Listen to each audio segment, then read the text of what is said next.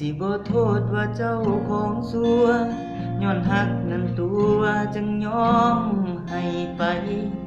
ยอมพลีทั้งตัวทั้งใจยอมให้สุอย่างแม้วันนี้สิโดนเหยียบใจ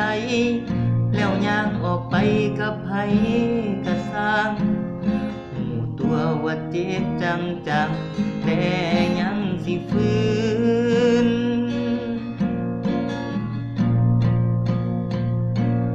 ย้อนว่าหักนั้นตั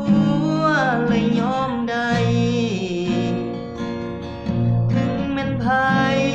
เขาสิมองจังใดก็สร้าง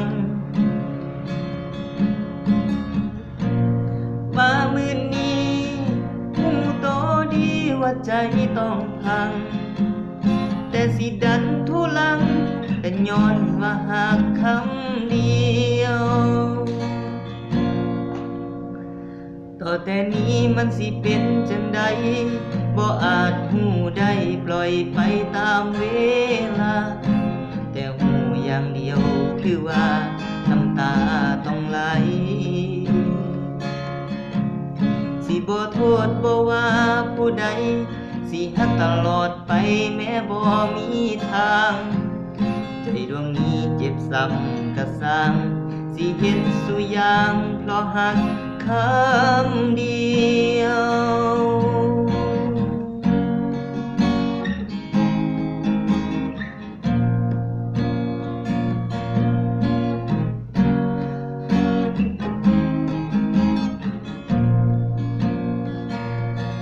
ย้อนว่าหั